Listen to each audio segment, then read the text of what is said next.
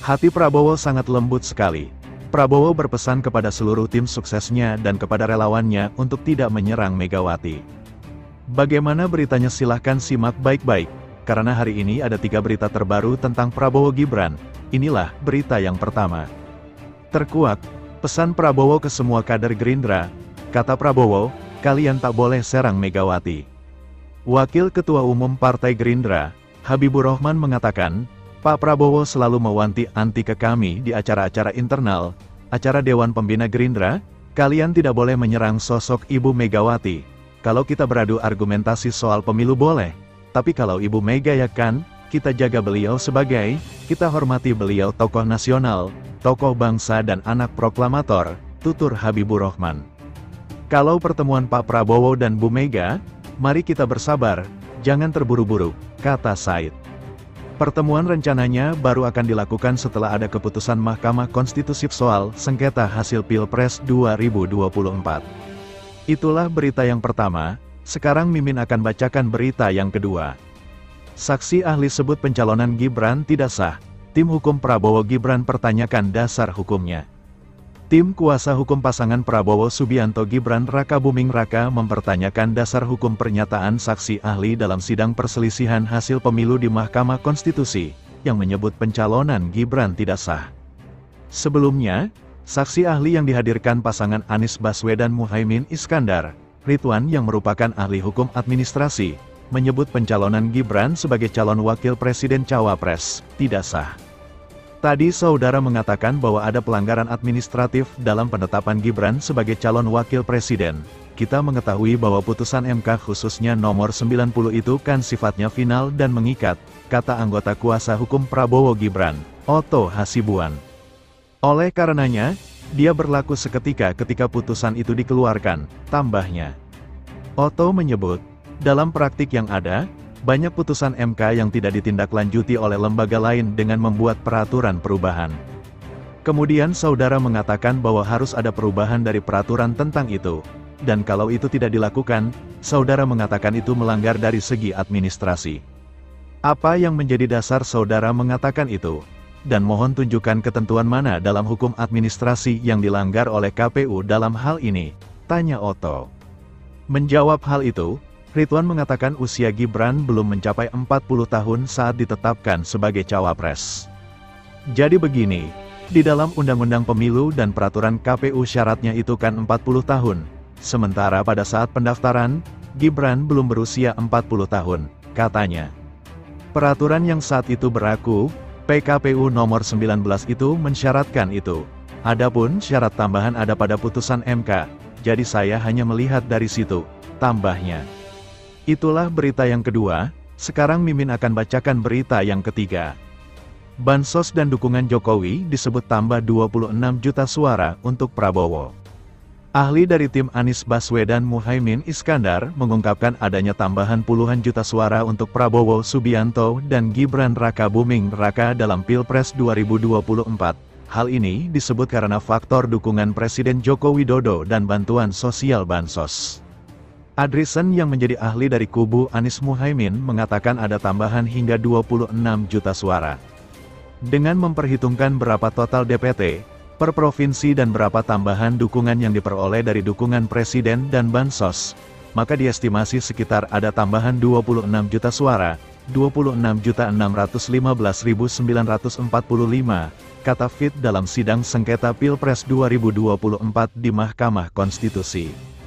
Diketahui Prabowo Gibran mendapatkan 96.214.691 suara berdasarkan hasil rekapitulasi penghitungan KPU.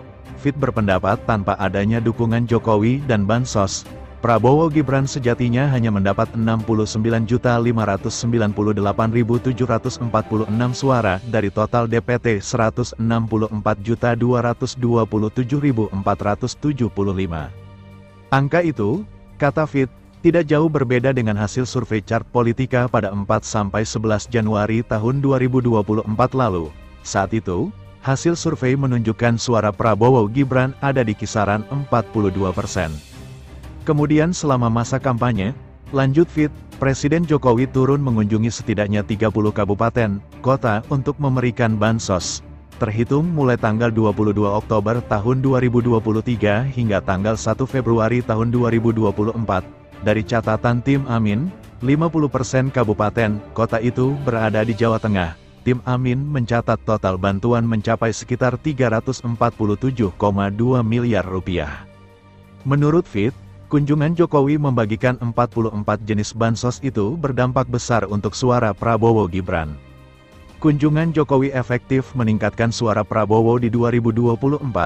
Ada bukti menunjukkan kunjungan Prabowo 2024 menurunkan perolehan suara Ganjar. Kunjungan Prabowo tidak berdampak pada suara Anies.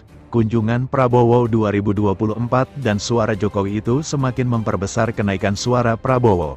Estimasinya di 30 kota ini sekitar 0,1 juta, imbuhnya.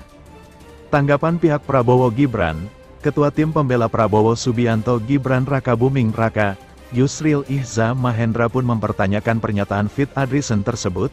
Menurutnya tidak ada masalah apabila Jokowi memang mendukung Prabowo Gibran.